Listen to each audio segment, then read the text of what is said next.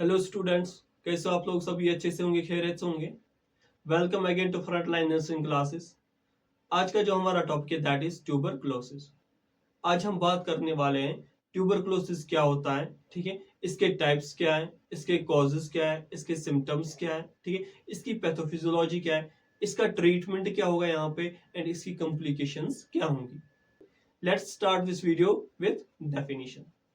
Tuberculosis क्या होता है यानी कि टीबी। ये क्रोनिक इन्फेक्शियस डिजीज है जो किसकी वजह से होता है? मायोबैक्टीरियम ट्यूबरक्लोसिस की वजह से होता है, ठीक है। एक बैक्टीरिया होता है, ठीक है, जिसका नाम है मायोबैक्टीरियम ट्यूबरक्लोसिस। ये हमारी बॉडी के अंदर इंटर होता है एंड किसी भी ऑर्गन के अंदर क्या होता है? डेवलप हो जाता है, वहां पर इंफेक्शन करवाता है, ठीक है। That's called TB. But most common जो ऑर्गन होता है दैट्स लंग्स। यानी कि जो मायोबैक्टीरियम ट्यूबरक्लोसिस होता है ये सबसे ज्यादा किसको इफेक्ट करता है? हमारे लंग्स को इफेक्ट करता है। एंड जब ये लंग्स के अंदर इन्फेक्शन करता है, इन्फ्लेमेशन करता है, ठीक है, तब हम बोलते हैं इसको पल्मोनरी ट्यूबरक्लोसिस। क्या बोलते हैं? यानी कि पल्मोनरी टीबी बोलते हैं। अगर यही मायोबैक्टीरियम ट्यूबरक्लोसिस बाकी ऑर्गन्स के अंदर, दूसरे ऑर्गन लाइक स्प्लीन हो गया, लिम्फ नोड्स हो गए, ब्रेन हो गया, किडनी होगी, ठीक है, बोन्स हो गए, जॉइंट्स हो गए, इनके अंदर अगर इन्फेक्शन या इन्फ्लेमेशन करवाता है उसको हम बोलते हैं एक्स्ट्रा पल्मोनरी ट्यूबरक्लोसिस। यानी कि सिंपल सी बात है, अगर लंग्स के बाहर कहीं पे भी टीबी बन रहा है, ठीक है, लंग्स के अलावा कहीं पे भी टीबी बन रहा है, उसको हम बोलते हैं एक्स्ट्रा पल्मोनरी ट्यूबरक्लोसिस, ठीक है। एंड अगर लंग्स के अंदर टीबी हो रहा है that's called pulmonary tuberculosis. This is the definition of tuberculosis. अब हम बात करते हैं कॉजेज ऑफ मायोबैक्टीरियम ट्यूबरक्लोसिस, यानी कि टीबी किसकी वजह से होता है। मैंने पहले ही बताया ये किसकी वजह से होता है? मायोबैक्टीरियम ट्यूबरक्लोसिस की वजह से होता है। इसके रिलेटेड कुछ पॉइंट्स हैं। सबसे पहले क्या है? एस्लो ग्रोइंग एसिड फास्ट बेसिलस, ठीक है। एस्लो ग्रोइंग क्या होता है? यानी कि ये जो बैक्टीरिया है ये स्लोली ग्रो करता है, ठीक है, यानी कि स्लोली डेवलप हो जाता है हमारी बॉडी के अंदर जब ये इंटर होता है। इसीलिए मैंने बताया ये क्या है? क्रोनिक इन्फेक्शियस डिजीज है, ठीक है। एसिड फास्ट बेसिलस से अगर आपको पता होगा माइक्रोबायोलॉजी के अंदर आपने स्टेनिंग पढ़ी होगी, एसिड फास्ट स्टेनिंग। यानी कि उसका मतलब क्या होता है? जो बैक्टीरिया एसिड फास्ट स्टेनिंग के अंदर शो होते हैं, ठीक है, जिनको हम अंडर माइक्रोस्कोप के अंदर देखते हैं, यानी कि कंट्रास्ट हम वहां पर यूज करते हैं। कौन सा कंट्रास्ट यूज करते हैं? एसिड फास्ट स्टेन यूज करते हैं, ठीक है। उनको, उन बैक्टीरियाज को हम क्या बोलते हैं? एसिड फास्ट बैक्टीरियाज, ठीक है। तो यहां पर क्या है? जो मायोबैक्टीरियम ट्यूबरक्लोसिस है ये क्या है? एसिड फास्ट बेसिलस है, ठीक है, यानी कि एसिड फास्ट स्टेनिंग के अंदर हम इसको देख सकते हैं, ठीक है। नेक्स्ट यहाँ पर पॉइंट क्या है? ये एरोबिक है, यानी कि इसको अपनी ग्रोथ के लिए क्या चाहिए? ऑक्सीजन चाहिए, तभी ये ग्रो कर पाएगा। एक और पॉइंट है that is resistance to drying and many disinfectants. Resistance है इसको, किससे? ड्राइंग होने से एंड डिसइंफेक्टेंट से। ये हो गए कुछ पॉइंट्स मायोबैक्टीरियम ट्यूबरक्लोसिस के बारे में। अब हम बात करते हैं टाइप्स ऑफ ट्यूबरक्लोसिस। सबसे पहले क्या है? Pulmonary tuberculosis. पल्मोनरी ट्यूबरक्लोसिस क्या होता है? ठीक है, यानी कि इन्फेक्शन कहां पे? हमारे लंग्स के अंदर है। एंड मोस्ट कॉमन सबसे ज्यादा कौन सा है? पल्मोनरी ट्यूबरक्लोसिस है। ये मैंने डेफिनेशन में ही आपको एक्सप्लेन किया था। नेक्स्ट क्या है यहाँ पे? एक्स्ट्रा पल्मोनरी ट्यूबरक्लोसिस, यानी कि जो लंग्स के बाहर टीबी बन रहा है, ट्यूबरक्लोसिस बन रहा है, उसको हम क्या बोलते हैं? Extra pulmonary tuberculosis. जैसे कहां कहां पे होता है? लिम्फ नोड्स हो गया, प्लूरा हो गया, बोन्स हो गए, जॉइंट्स हो गए, किडनी हो गया, मेनिंजस हो गया, इनकी ब्रेन के अंदर, ठीक है, जेनेटो यूरिनरी ट्रैक्ट के अंदर हो गया, ठीक है। ये सारे क्या है? आउटसाइड द लंग्स हैं। एंड अगर इन जगहों पे, ठीक है, ट्यूबरक्लोसिस हो रहा है उसको हम क्या बोलते हैं? एक्स्ट्रा पल्मोनरी ट्यूबरक्लोसिस, ठीक है। ये हो गए टाइप्स ऑफ ट्यूबरक्लोसिस। नेक्स्ट हम बात करते हैं मोड ऑफ ट्रांसमिशन की। अब ये वन पर्सन से अनदर पर्सन कैसे ट्रांसफर होता है? जैसे किसी को ट्यूबरक्लोसिस हुआ है, ठीक है, और वो कफिंग कर रहा है, स्नीजिंग कर रहा है या बातें कर रहा है क्लोजली होके दूसरे पर्सन के साथ उनके सामने, ठीक है, एंड उसकी वजह से क्या होता है? ड्रॉपलेट्स निकलता है एंड वही ड्रॉपलेट्स इनहेल करता है दूसरा बंदा, ठीक है, एंड उन्हीं ड्रॉपलेट्स के अंदर ये मायोबैक्टीरियम प्रेजेंट होता है एंड यही हमारे बॉडी के अंदर एंटर होता है एंड हमें भी क्या होता है? ट्यूबरक्लोसिस होता है, ठीक है। तो इसीलिए हमें क्या करना चाहिए, आइसोलेट करना चाहिए इस पर्सन को जिसको ट्यूबरकुलोसिस होता है। अब हम बात करते हैं पैथोफिजियोलॉजी ऑफ ट्यूबरकुलोसिस। अब ये ट्यूबरकुलोसिस होता कैसे है, स्टेप बाय स्टेप हम इसको जानते हैं। सबसे पहले क्या होता है, ये जो मायोबैक्टीरियम ट्यूबरकुलोसिस होता है ये हमारे लंग्स के अंदर एंटर होता है थ्रू इनहेलेशन, यानी कि जो ड्रॉपलेट्स हैं, ठीक है, हम उनको इनहेल करते हैं और ये बैक्टीरिया हमारे लंग्स के अंदर एंटर होता है, ठीक है। उसके बाद ये कहाँ पे जाता है, एल्वियोल्स के अंदर जाता है फॉर मल्टीप्लिकेशन। एंड एल्वियोल्स के अंदर ही क्यों जाता है, क्योंकि वहां पर क्या है, ऑक्सीजन है। एंड मायोबैक्टीरियम को ग्रो करने के लिए क्या चाहिए, ऑक्सीजन चाहिए, ठीक है। एंड वहां पर क्या करवाता है, लोकल इन्फ्लेमेशन करता है। जब लोकल इन्फ्लेमेशन हो जाता है, जो हमारे मैक्रोफेजेस होते हैं वो क्या होते हैं, स्टिमुलेट हो जाते हैं। एंड वो करते क्या है, एनगल्फ करते हैं किसको, इन बैक्टीरियाज को, ठीक है। एनगल्फ करके ट्यूबरक्यूल्स बनाते हैं, ग्रेन्युलोमास बनाते हैं। ग्रेन्युलोमास होता क्या है, यानी कि जो मैक्रोफेजेस होते हैं, ठीक है, वो इन मायोबैक्टीरियम्स को जेल के अंदर डाल देते हैं। एंड वो जो स्ट्रक्चर बना वहां पे जेल के अंदर डालना, दैट इज ग्रेन्युलोमास, ठीक है। उसके बाद क्या होता है, ये जो बेसिलस होता है, मायोबैक्टीरियम होता है, ये डोमिनेंट रहता है सालों तक हमारे अंदर, किसके अंदर, ग्रेन्युलोमास के अंदर, यानी कि जेल के अंदर, ठीक है। वहां पर भी क्या होता है, ये डोमिनेंट होता है। एंड उसके बाद क्या होता है, जब हमारी बॉडी के अंदर इम्यूनिटी डिक्रीज हो जाती है, यानी कि हमारी बॉडी के अंदर वो क्षमता नहीं रहती है कि हम बैक्टीरियाज को, इन्फेक्शन को खत्म कर सके, जब वो डिक्रीज हो जाती है तब ये क्या करता है, हमला कर देता है, ठीक है। एंड मल्टीप्लिकेशन करता है एंड हमारे टिश्यूज को, लंग्स के टिश्यूज को डैमेज कर देता है, ठीक है। एंड वहां पर क्या बनाता है, कैविटीज बनाता है। एंड इसी को बोलते हैं हम tuberculosis. This is the pathophysiology of tuberculosis. अब हम बात करते हैं रिस्क फैक्टर्स ऑफ ट्यूबरकुलोसिस। अब किस किस को चांसेस होते हैं ज्यादा ट्यूबरकुलोसिस होने के। सबसे पहले क्या होता है, एचआईवी इन्फेक्शन, यानी कि अगर किसी पेशेंट को एचआईवी इन्फेक्शन हुआ है, ठीक है, उनका जो इम्यून सिस्टम होता है वो वीक होता है, तो वहां पर रिस्क ऑफ इन्फेक्शन ज्यादा होता है एंड टीबी के चांसेस ज्यादा हो जाते हैं। मॉल न्यूट्रिशन, जिसकी अच्छे से प्रॉपर डाइट नहीं होती है, वीकनेस होती है, उसको भी चांसेस होते हैं, ठीक है। डायबिटीज मेलाइटिस होता है, इसमें तो पहले ही वीकनेस हो जाती है, हमारा इम्यून सिस्टम वीक होता है, तो इसमें भी चांसेस होते हैं ज्यादा, टीबी होने के चांसेस ज्यादा होता है, ठीक है। अल्कोहलिज्म होता है, यानी कि जो शराब पीते हैं या ड्रग अब्यूज करते हैं, जो ड्रग्स करते हैं, उनको भी क्या होता है, ज्यादा चांसेस होते हैं ट्यूबरकुलोसिस होने की, ठीक है। नेक्स्ट यहाँ पे क्या है, ओवर क्राउडेड लिविंग कंडीशंस, यानी कि अगर आप क्राउडेड प्लेसेस में रहते हो, ठीक है, यहाँ पर ज्यादा लोग रहते हैं, तो वहां पर भी चांसेस होते हैं ट्यूबरकुलोसिस होने के, ठीक है। नेक्स्ट क्या है, क्लोज कंटैक्ट होता है विथ इन्फेक्टेड पर्सन। अगर कोई इन्फेक्टेड पर्सन है, जिस किसी को ट्यूबरकुलोसिस होता है, उसके साथ आप क्लोज कंटैक्ट करते हो, तो तब भी क्या होगा, ट्यूबरकुलोसिस के चांसेस होते हैं। एंड एक और रिस्क फैक्टर है यहाँ पे, दैट इज इम्यूनोसप्रेशन। अगर कोई पेशेंट कॉर्टिकोस्टेरॉइड थेरेपी लेता है, किसको इन्फेक्शन है, वो कॉर्टिकोस्टेरॉइड्स लेता है, एंड कॉर्टिकोस्टेरॉइड्स का जो साइड इफेक्ट होता है वो क्या होता है, इम्यून सिस्टम को सप्रेस करना, ठीक है। तो उसकी वजह से क्या होता है, हमारा इम्यून सिस्टम वीक होता है and risk of infection increase हो जाता है, एंड तब भी क्या होता है, हमें ट्यूबरकुलोसिस होने के चांसेस इंक्रीज हो जाते हैं। ये होते हैं risk factors of tuberculosis. Next हम बात करते हैं सिम्टम्स ऑफ ट्यूबरकुलोसिस। अब यहाँ पर दो तरह के ट्यूबरकुलोसिस हैं, pulmonary tuberculosis and extra pulmonary tuberculosis. सबसे पहले हम पढ़ते हैं पल्मोनरी ट्यूबरकुलोसिस के कौन से सिम्टम्स हैं, ठीक है, यानी कि लंग्स के अंदर जो टीबी होता है उसके कौन से सिम्टम्स हैं। सबसे पहले क्या है, परसिस्टेंट कफ होता है, यानी कि 3 हफ्तों से ज्यादा अगर हमें खांसी रहती है, वो भी एक सिम्टम है ट्यूबरकुलोसिस का, ठीक है। नेक्स्ट क्या है, हिमोटाइसिस। हिमोटाइसिस क्या होता है, यानी कि जब आप खांसी करते हो तब उसके साथ ब्लीडिंग आना, खून आना, ठीक है, दैट इज कॉल्ड हिमोटाइसिस। नेक्स्ट क्या है यहाँ पे, फीवर। स्पेशली कब चढ़ता है, इन इवनिंग टाइम में ज्यादा फीवर चढ़ जाता है, ठीक है। जब भी शाम होती है तभी हमें शाम को फीवर चढ़ने लगता है, ठीक है। ये भी किसका सिम्टम है, पल्मोनरी ट्यूबरकुलोसिस का सिम्टम है। नेक्स्ट क्या है, नाइट स्वेट, यानी कि रात को पसीना आना, वेट लॉस हो जाना, फटीग होना, ठीक है, चेस्ट पेन होना, ठीक है। जब आप सांस लेते हो हमें चेस्ट पेन होती है। एंड लास्ट वन क्या है, लॉस ऑफ एपिटाइट, यानी कि हमें भूख नहीं होती है, खाना खाने का मन नहीं करता है, ठीक है। ये हो गए symptoms of pulmonary tuberculosis. Next हम बात करते हैं एक्स्ट्रा पल्मोनरी ट्यूबरकुलोसिस।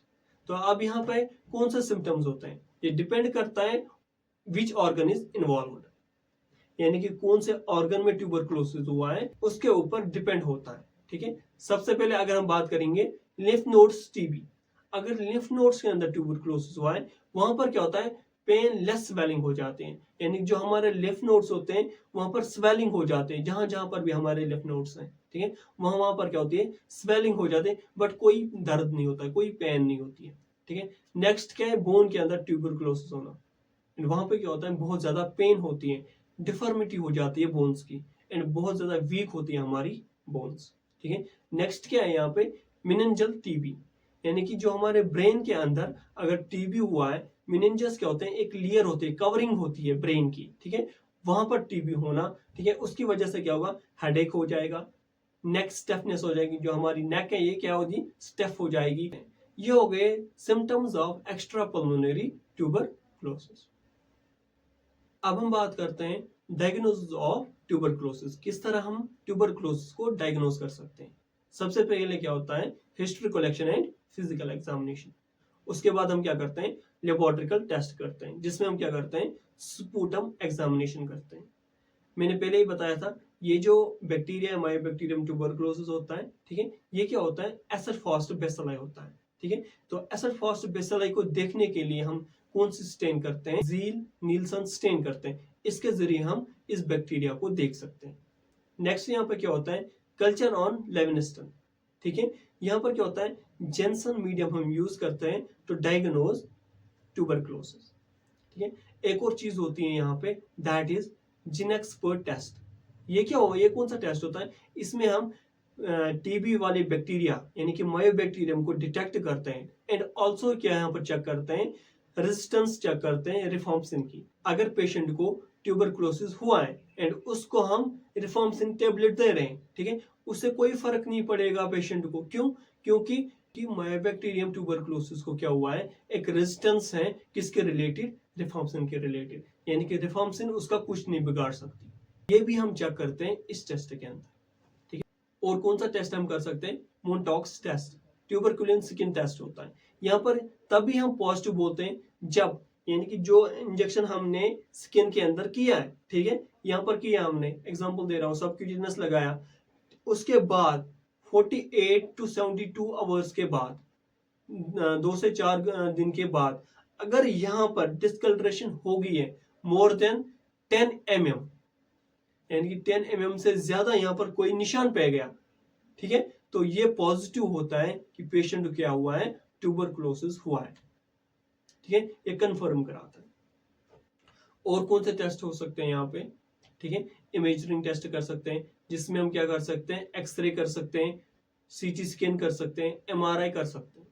एक्सरे में क्या होता है, जो अपर लोब्स होते हैं वो क्या होता है, इन्फ्लेटेड होते हैं, यानी कि फूले हुए होते हैं, और केविटीज बनी होती है। और क्या करते हैं, यहाँ पर ब्लड टेस्ट करते हैं। ब्लड टेस्ट में हम ESR रेट चेक करते हैं, एरिथ्रोसाइट सेडिमेंटेशन रेट, यानी कि जब ये ज्यादा होते हैं वो इंडिकेट करवाता है पेशेंट को क्या है, इन्फेक्शन हुई है।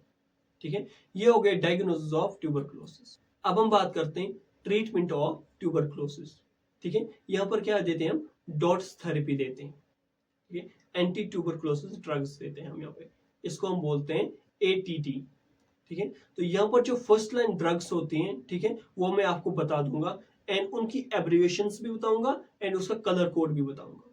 सबसे पहले क्या होती है, आइसोनियाजिड होती है, इसको हम डिनोट करते हैं H के साथ, ठीक है, एंड इसका जो कलर कोड होता है दैट इज रेड। ठीक है, नेक्स्ट हम बात करते हैं रिफॉर्मसिन, ठीक है, इसको हम डिनोट करते हैं किसके साथ, R के साथ, एंड इसका जो कलर कोड होता है ऑरेंज। ठीक है, नेक्स्ट हम बात करेंगे पायरोजिनामाइड, ठीक है, इसको हम डिनोट करते हैं Z के साथ, ठीक है, इसका जो कलर कोड होता है दैट इज पिंक होता है। ठीक है, नेक्स्ट यहाँ पर क्या है, इथाम्ब्यूटॉल होता है, डिनोट करते हैं हम E के साथ, एंड इसका जो कलर कोड होता है वो क्या होता है, ब्लू होता है। ठीक है, नेक्स्ट यहाँ पे क्या है, स्ट्रेप्टोमाइसिन होता है, डिनोट किससे होता है, S के साथ होता है, कलर कोड क्या है इसका, ग्रीन होता है। ठीक है, ये हो गए फर्स्ट लाइन ड्रग्स होती हैं। ठीक है, कौन कौन सी ड्रग्स होते हैं, आइसोनियाजिड होती है, रिफॉर्मसिन होती है, पायराजिनामाइड होते हैं, इथाम्ब्यूटॉल होता है, स्ट्रेप्टोमाइसिन होते हैं। ये सारे क्या है, फर्स्ट लाइन ड्रग्स होते हैं। ठीक है, एंड इसका मैंने कलर कोड भी बताया एंड इसकी एब्रिविएशंस भी बताए, किस तरह हम इसको डिनोट करते हैं। ठीक है, ये होगी first line treatment of tuberculosis. Next हम बात करते हैं ट्रीटमेंट रेजिमेन, यानी कि जो न्यू केसेस आते हैं उसके अंदर हम किस तरह ट्रीटमेंट करते हैं। उसके अंदर दो फेजेस हम यूज करते हैं। सबसे पहले क्या होता है, intensive phase and continuous phase. ये जो इंटेंसिव फेज होता है ये 2 महीने तक चलता है एंड इसमें हम कौन कौन सी ड्रग्स देते हैं, HRGE, यानी कि HRGE क्या होता है, H से क्या होता है, आइसोनियाजाइड होता है, R से डिनोट हम किसको करते हैं, रिफाम्पिसिन को करते हैं, G से किसको हम करते हैं, पायराजिनामाइड को करते हैं एंड E से इथम्ब्यूटाल को। ठीक है, ये 4 ड्रग्स देते हैं हम इस फेज में, इंटेंसिव फेज में। कितने टाइम के लिए, 2 मंथ के लिए। 2 महीने तक हमें ये चारों टेबलेट्स देनी है पेशेंट को जो न्यूली केस हुआ है किसका, ट्यूबरकुलोसिस का।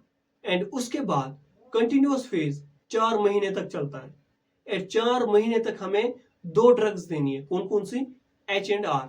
एंड H क्या होता है, आइसोनियाजिड होता है एंड R क्या होता है, रिफाम्पिसिन होता है। एंड ये जो 2 ड्रग्स हैं पूरे 4 महीने तक चलेगी पेशेंट को एंड 6 महीने के बाद हम फिर से टेस्ट करते हैं। अगर पेशेंट ठीक हुआ है तो that is well and good, अगर नहीं तो फिर हम कंटिन्यूअसली ट्रीटमेंट करते हैं। ठीक है, ये हो गया ट्रीटमेंट रेजिमेन कैटेगरी 1। ठीक है, न्यू केसेस के रिलेटेड। नेक्स्ट हम बात करते हैं ट्रीटमेंट फॉर MDR TB। ये MDR TB क्या होता है, मल्टी ड्रग रेजिस्टेंस TB, यानी कि कोई पेशेंट है इसको TB हुआ है एंड हमने जो फर्स्ट लाइन ट्रीटमेंट दिया है, ठीक है, उससे क्या है, उससे कोई फर्क नहीं पड़ रहा है, यानी जो मायोबैक्टीरियम है उसको इन सब की आदत होगी है, उसको कोई फर्क नहीं पड़ रहा है फर्स्ट लाइन ड्रग से। ठीक है, अब यहाँ पर क्या करते हैं, हम सेकंड लाइन ड्रग यूज करते हैं और उसमें क्या क्या आती है, कानामाइसिन आते हैं, एमिकाइनेस आती हैं, ठीक है, साइक्लोसीरिन आता है, लिवोफ्लॉक्सिन आता है, ठीक, लिनाजोलिड आता है, ठीक है, बेडिक्यूलिन्स आते हैं। ये सारे जो ड्रग्स होते हैं ये क्या होते हैं, सेकंड लाइन ड्रग्स होते हैं। किसके लिए, मल्टीपल ड्रग रेजिस्टेंस TB के लिए। हो गया treatment of Mycobacterium tuberculosis. Next हम बात करते हैं कॉम्प्लिकेशंस ऑफ ट्यूबरकुलोसिस। अब यहाँ पर कौन कौन सी कॉम्प्लिकेशंस हो सकती हैं। सबसे पहले क्या है, लंग फाइब्रोसिस होगा, प्लूरल इफ्यूजन होगा, हीमोटाइसिस होगा, ठीक है, न्यूमोथोरेक्स होगा, रेस्पिरेटरी फेलियर हो जाएगा, ठीक है, स्प्रेड टू अदर ऑर्गन्स हो जाएगा, ठीक है, मिलियरी TB बोलते हैं उसको, ड्रग रेजिस्टेंस होगा, MDR हो जाएगा या XDR TB हो जाएगा। ठीक है, ये सारे क्या है, कॉम्प्लिकेशंस ऑफ ट्यूबरकुलोसिस। नेक्स्ट हम बात करते हैं prevention and control of tuberculosis, यानी कि इसको हम प्रिवेंट कैसे कर सकते हैं, कंट्रोल कैसे कर सकते हैं। सबसे पहले क्या होता है, BCG वैक्सीन एट बर्थ, यानी कि जब बच्चा पैदा होता है तब एक वैक्सीन लगती है, उसका नाम क्या है, BCG। कमेंट सेक्शन में आप सभी मुझे बताओगे BCG वैक्सीन का फुल फॉर्म क्या है। ठीक है, नेक्स्ट यहाँ पर क्या है, अर्ली डिटेक्शन करना एंड ट्रीटमेंट ऑफ केसेस करना, यानी कि पहले ही स्टेज पे हम क्या ट्यूबरकुलोसिस को डिटेक्ट करेंगे एंड जल्दी जल्दी उसको ट्रीटमेंट करेंगे ताकि हम उस पेशेंट को बचा सके एंड दूसरों को भी बचा सके। ठीक है, नेक्स्ट यहाँ पे क्या है, आइसोलेशन करना, पेशेंट को आइसोलेट करो, ठीक है, इंप्रूव करना है वेंटिलेशन इन लिविंग एरियाज में, ठीक है, जहाँ पर आप रह रहे हो वहां पर वेंटिलेशन को इंप्रूव करना है। ठीक है, नेक्स्ट यहाँ पे क्या है, हेल्थ एजुकेशन प्रोवाइड करनी है कम्युनिटीज के अंदर, ठीक है, अवेयरनेस बढ़ानी है कम्युनिटीज के अंदर। ठीक है, नेक्स्ट यहाँ पे क्या है, रेगुलरली उसको क्या करना है, फॉलो अप करना चाहिए एंड कंटेक्ट में रहना चाहिए किसके साथ, हॉस्पिटल के साथ। नेक्स्ट हम बात कर रहे हैं nursing management of tuberculosis.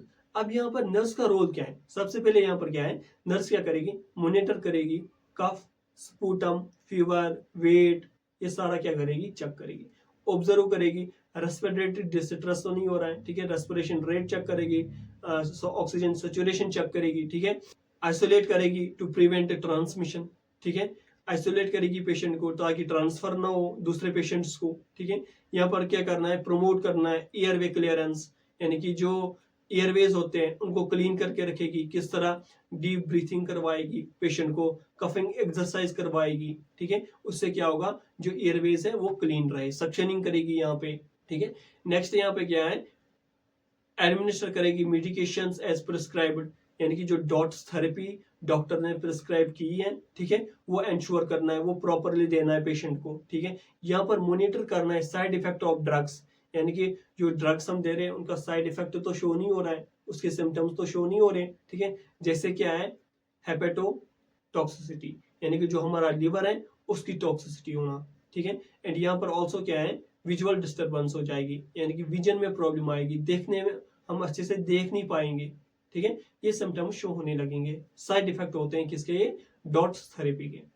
Next यहाँ पे क्या है, प्रोवाइड करना है प्रॉपर डाइट देनी है, यानी कि रिच प्रोटीन डाइट देनी है, रिच आयरन डाइट देनी है, वाइटामिन देने, ठीक है। एंड यहाँ पर क्या करना है, प्रमोट करना है रेस्ट एंड एडुकेट हाइड्रेशन, यानी कि पेशेंट को क्या करना है, रेस्ट करना है, ठीक है। एडुकेट हाइड्रेशन प्रोवाइड करनी है, ठीक है, यानी कि ताकि हाइड्रेटेड रहे पेशेंट।